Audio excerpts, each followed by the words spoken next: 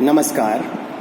आज के वीडियो में निविदा सूचना अर्थात टेंडर नोटिस के प्रारूप पर हम चर्चा करेंगे।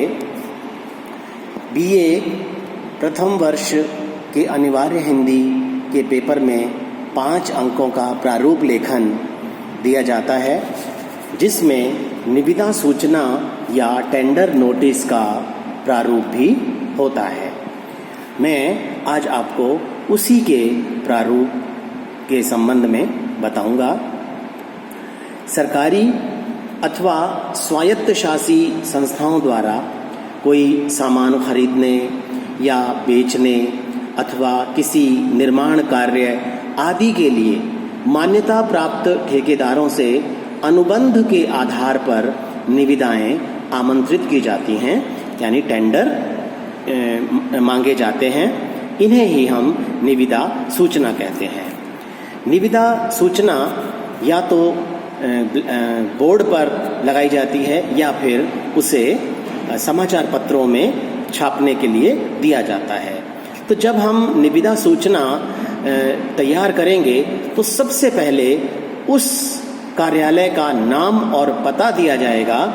बीचों बीच जिस कार्यालय ने निविदा आमंत्रित की है उसके बिल्कुल नीचे बाईं ओर पत्रावली संख्या दी जाएगी और दाईं ओर दिनांक, जिस दिन निविदा मांगी जा रही है वो दिनांक दी जाएगी। इन दोनों के बीच में ठीक नीचे निविदा सूचना संख्या डाली जाएगी। निविदा सूचना संख्या डालने का तरीका है कि उस कार्यालय से आमंत्रित की गई यह कौन सा नंबर की निविदा है और उसके साथ ही उस वर्ष का उल्लेख भी होगा। जैसे यदि यह निविदा संख्या 12 है तो 12 बटा और वर्ष 2020 है तो 12 बटा 2020 इस प्रकार से लिखा जाएगा। ठीक उसके नीचे जब हम निविदा लिखना प्रारंभ करेंगे तो उसमें हम जो शुरुआत करेंगे वो इस तरह होगी कि अधो हस्ताक्षरकर्ता द्वारा सूचित किया जाता है या अधो हस्ताक्षरकर्ता द्वारा मुहरबंद निविदाएं आमंत्रित की जाती हैं, जिसका विवरण निम्नलिखित है। जो विवरण हमने देना है उसमें हम एक छोटी सी सारणी बना लेंगे और उसके अंदर जिन जिन चीज़ों को हम रखेंगे उसके बारे में मैं आपको बताता हूँ। सबसे पहले तो हम क्रम संख्या उसमें देंगे। क्रम संख्या के बाद वस्तु का विवरण या कार्य का विवरण होगा। इसके साथ ही अनुमानित राशि, यानी जो भी कार्य करवाया जाना है या जो चीज़ खरीदी जानी है या जो चीज़ बेची जानी है उसकी अनुमानित राशि कितनी होगी। और उसके लिए फिर अगला जो पॉइंट बनाएंगे हम वो बनाएंगे धरोहर राशि। धरोहर राशि कितनी रखी जाएगी उसका उल्लेख उस सारणी में अवश्य करना है। फिर अगला जो हमारा पॉइंट होगा वो होगा निविदा खोलने की तिथि और समय। ये बात ध्यान रखिएगा कि केवल तिथि नहीं देनी, समय भी देना है, क्योंकि जब निविदा खोली जाती है तो किस समय निविदा देने वाले वहाँ उपस्थित रहें, इसके लिए समय भी देना आवश्यक है। इसके साथ ही एक पॉइंट उसमें रखा जाएगा निविदा प्रपत्र शुल्क, यानी जो निविदा आमंत्रित की जा रही हैं उन्हें जिस प्रपत्र में भरा जाना है उसका शुल्क क्या रहेगा। ठीक इसी प्रकार से कार्य पूर्ण करने का अनुमानित समय, ये पॉइंट भी हम उसमें देते हैं, जिसके अंतर्गत जो भी कार्य पूर्ण किया जाना है यथा निर्माण कार्य आदि, तो उसको कितने समय में पूर्ण किया जाना है उसका समय।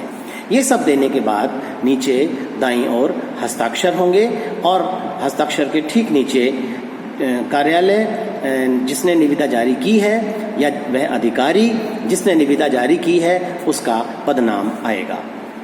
इसमें कुछ बातें जो ध्यान रखने योग्य हैं उनका मैं जिक्र कर रहा हूँ, जैसे कि धरोहर या जमानत राशि का विवरण और जमा करने की प्रक्रिया वो अवश्य देना चाहिए। यानी धरोहर राशि या जमानत राशि नगद रखी जाएगी या उसका ड्राफ्ट बनवाया जाएगा उसका जिक्र अवश्य होना चाहिए निविदा आमंत्रण करते समय। इसी प्रकार से निविदा स्वीकार करने की जो अंतिम तिथि है और समय है वो भी जरूर इसके अंदर दिया जाना चाहिए कि अंतिम तिथि क्या है और अंतिम दिवस के कितने बजे तक निविदाएं जो हैं वो स्वीकार की जाएंगी, ये अवश्य उसके अंदर उल्लेख होना चाहिए।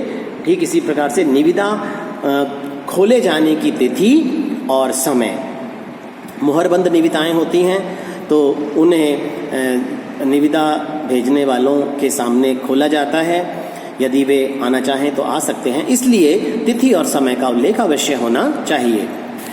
कार्य कराने का विवरण जिससे उसकी प्रकृति स्पष्ट हो जाए। जब निविदा आमंत्रित की जाए तो कार्य किस प्रकार का है उसका पूरा विवरण, जिससे कि कार्य कैसा है, कैसे होना है, उसकी पूरी जो प्रकृति है वो स्पष्ट हो जाए, उसे हमें निविदा आमंत्रित करते समय अवश्य बताना चाहिए। इसके साथ ही कार्य समाप्ति की अवधि, कार्य कितने समय या कितनी अवधि के बीच में कराना है उसका उल्लेख भी होना चाहिए। जैसे 1 माह, 2 माह, 6 महीने, जिस भी प्रकार का कार्य है उसके अनुसार उसकी अवधि होगी और उसका विवरण हमें अवश्य देना है। इसके साथ ही निविदा संबंधी अन्य शर्तें भी यदि कोई हैं तो उन्हें हम निविदा के अंतर्गत दे सकते हैं। ठीक इसमें एक बात ध्यान और रखने वाली है कि यदि लिमिटेड टेंडर है, जिसे हम हिंदी में सीमित निविदा कहते हैं, तो उसकी सूचना पत्र द्वारा भी दी जाती है, और यदि ओपन टेंडर है यानी खुली निविदा है तो उसको समाचार पत्रों में भी छपवाया जाता है। नियत राशि से अधिक होने पर राजस्थान में 30,000 रुपये तक के कार्य करवाने हैं तो खुली निविदा जो है वो भेजी जाती है। अगर उससे कम है राशि तो लिमिटेड टेंडर यानी सीमित निविदा में ही काम चल जाता है। धन्यवाद।